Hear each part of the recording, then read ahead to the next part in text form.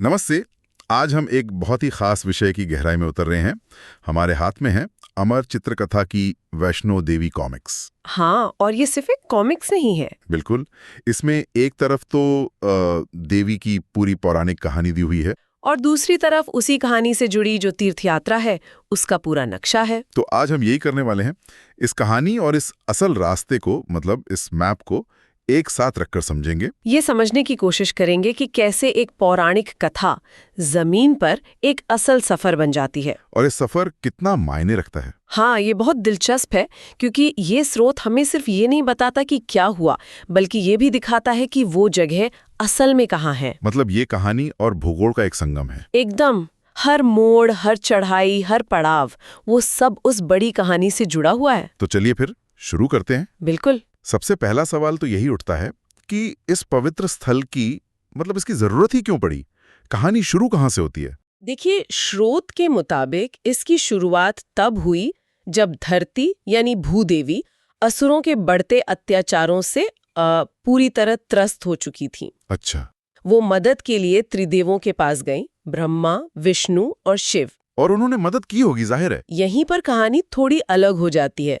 हैरानी की बात यह है कि वो भी इस समस्या का कोई सीधा हल नहीं निकाल पाए।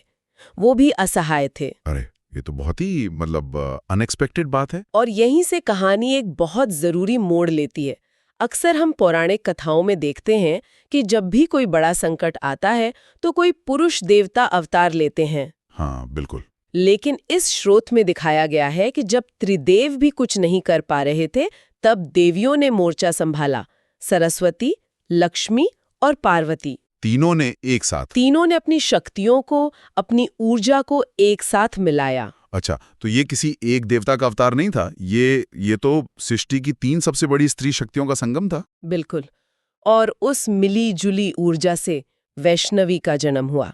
स्रोत में उन्हें एक ऐसी देवी बताया गया है जिनकी शक्ति का कोई मुकाबला ही नहीं था। कोई तोड़ नहीं था। वो सिर्फ एक योद्धा नहीं थी, बल्कि ज्ञान, समृद्धि और शक्ति, इन सब का एक जीता जागता स्वरूप थी। यहाँ एक बात गौर करने वाली है ना, ये कहानी स्त्री शक्ति को केंद्र में रखती है। एकदम।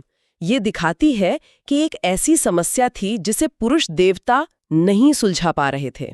और उसका हल स्त्री शक्ति के एक होने से निकला। हाँ, तो वैष्णवी ने असुरों से एक भयंकर युद्ध किया और धरती को उनके आतंक से मुक्त कराया। लेकिन कहानी यहाँ खत्म नहीं होती। नहीं, असल में यहाँ से तो कहानी शुरू होती है। हाँ, यही तो सबसे दिलचस्प हिस्सा है। जब वैष्णवी ने अपना काम पूरा कर दिया तो तीनों देवियों ने उनसे कहा कि वो स्वर्ग वापस न लौटें। उन्होंने कहा कि पृथ्वी पर ही रहें और मानवता का मार्गदर्शन करें। स्रोत में एक बहुत सुंदर लाइन है। वो कहती है, तुम्हारा काम अभी खत्म नहीं हुआ है, तुम्हारी कहानी तो अभी शुरू हुई है। वाह! इसके बाद वैष्णवी ने ध्यान में लीन होने का फैसला किया और वो वैष्णो देवी कहलाईं। और उन्होंने अपने ध्यान के लिए जो जगह चुनी वो थी हिमालय की त्रिकुटा पहाड़ियां। आज का जो मंदिर है, जो पवित्र गुफा है, वो वही जगह है।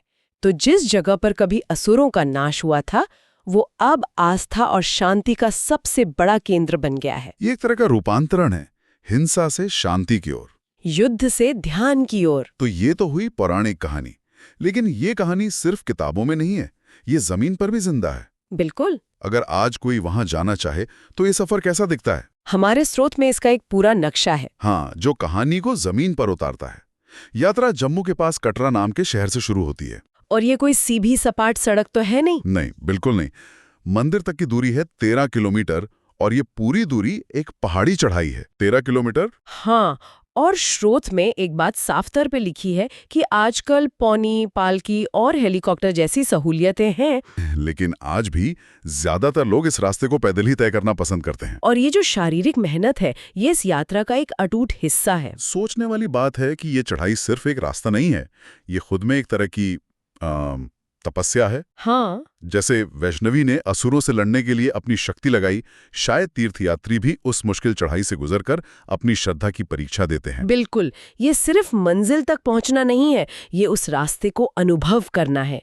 हर कदम एक तरह का मंत्र बन जाता है। तो अगर हम नक्शे को देखें तो कटरा से निकलते ही पहला बड़ा पड़ाव कौन सा आता है? जो पहला बड़ा पड़ाव है वो है दर्शनी दरवाजा। दर्शनी दरवाजा, नाम में ही इसका मतलब छिपाया है ना। हाँ, दर्शन का दरवाजा। स्रोत के मुताबिक ये वो जगह है जहाँ से त्रिकुटा पर्वत की पहली साफ झलक मिलती है। एक तरह से यात्रा का आधिकारिक प्रवेश द्वार है ये। यहाँ पहुंचकर शायद यात्रियों को पहली बार एहसास होता होगा कि वो अपनी मंजिल के कितने करीब आ रहे हैं और सफर कितना लंबा होने वाला है। एक मनोवैज्ञानिक शुरुआत है। इस दरवाजे को पार करते ही आप उस पवित्र क्षेत्र में प्रवेश कर जाते हैं। और यहाँ से आगे?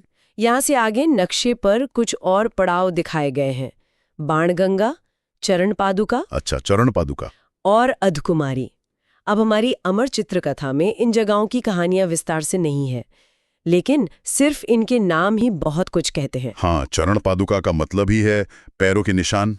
ये नाम ही अपने आप में कहानी है। बिल्कुल। ये पड़ाव यात्रियों को याद दिलाते हैं कि वो सिर्फ एक रास्ते पर नहीं बल्कि देवी के छोड़े हुए निशानों पर चल रहे हैं। हर नाम इस 13 किलोमीटर के सफर में कहानी की एक और परत जोड़ता जाता है। सही कहा।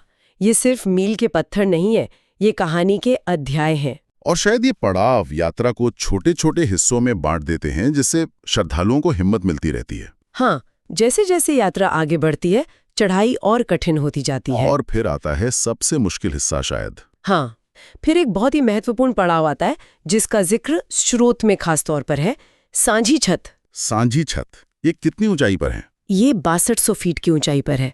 ये इस पूरी यात्रा का सबसे ऊंचा बिंदु है। सबसे ऊंचा बिंदु। स्रोत में लिखा है कि ये एक छोटा सा पठार है जहां से पूरी घाटी का नजारा बहुत ही खूबसूरत दिखता है। मैं कल्पना कर सकता हूँ, घंटों की चढ़ाई के बाद जब कोई उस ऊंचाई पर पहुंचता होगा और नीचे फैली हुई घाटी को देखता होगा, सारी थकान एक पल में दूर हो जाती होगी।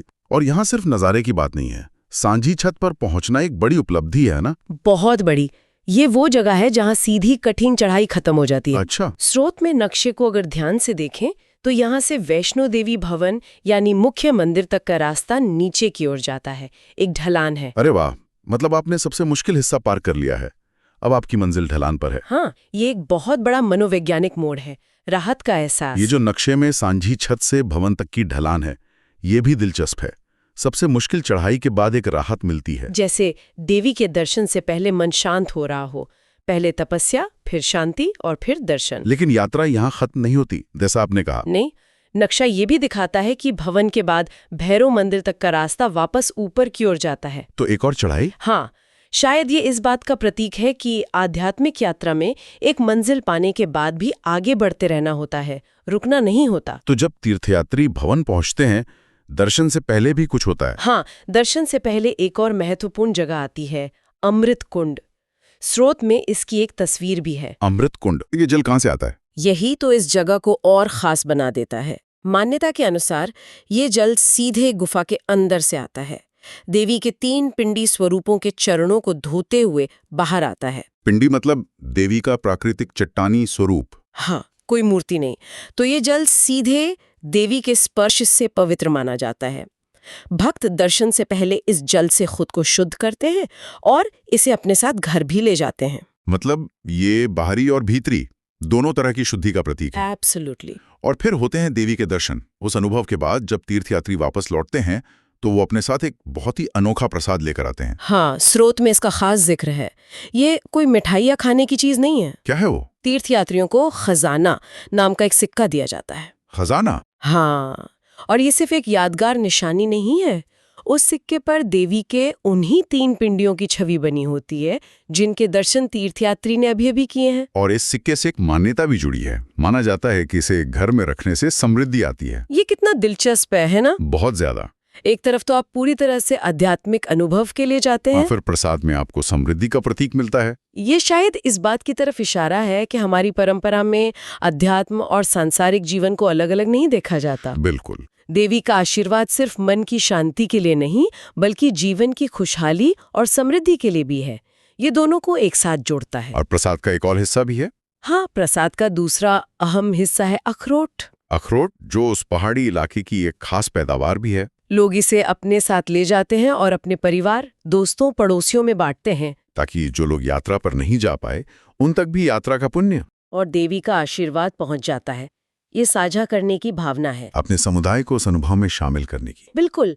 प्रसाद सिर्फ एक वस्तु नहीं रह जाता, वो एक जरिया बन जाता है उस दिव्य अनुभव को दूसरों तक पहुंचाने का। तो अगर हम इस पूरी तस्वीर को एक साथ देखें, एक पौराणिक युद्ध से कहानी शुरू हुई जहां स्त्री शक्ति ने धरती को बचाया, फिर वो शक्ति ध्यान के लिए पहाड़ों में बस गई, और आज उस शक्ति से जुड़ने के लिए लोग 13 किलोमीटर की एक मुश्किल चढ़ाई करते हैं। हर पड़ाव, हर मोड़ उस कहानी को दोबारा सुनाता है। ये पौराणिक कथा को भूगोल से सीधे तौर पर जोड़ देता है, ये सिर्फ एक कहानी नहीं है जो किताबों में पढ़ी जाती है, बल्कि ये कहानी है जिसे पहाड़ों पर जिया जाता है, जिस पर चला जाता है। दर्शनी दरवाजे से सांझी छत तक की यात्रा सिर्फ शारीरिक नहीं है, ये उस कहानी का हिस्सा बनने की प्रक्रिया है। यहाँ पे तीर्थयात्री खुद कहानी का एक पात्र बन जाता है। एकदम सही। और ये मुझे वापस कहानी की उस शुरुआत में ले जाता है जहां देवियों ने वैष्णवी से कहा था कि उनकी कहानी तो अभी शुरू हुई है। हाँ, ये तीर्थयात्रा उसी कहानी का जीता जागता सबूत है जो हजारों सालों से चल रही है और आज भी जारी है। और ये एक कभी ना खत्म होने वाली कहानी है।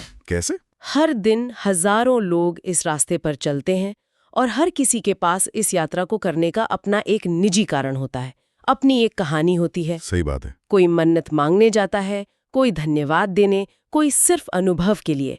तो एक बड़ी कहानी के अंदर लाखों छोटी छोटी कहानियां हर रोज लिखी जा रही हैं। ये सोचने पर मजबूर करता है। स्रोत हमें पौराणिक कहानी और यात्रा का रास्ता बताता है, लेकिन उन लाखों लोगों की अनकही कहानियों का क्या, जो इस रास्ते पर चलते हैं? सही। हर कदम के साथ, हर जय माता दी के नारे के साथ वो अपनी जिंदगी की कौन सी चढ़ाई चढ़ रहे होते हैं? ये एक बहुत गहरा सवाल है। शायद असली कहानी उस 13 किलोमीटर के रास्ते और उस पर चलने वाले हर इंसान के दिल के बीच के रिश्ते में छिपी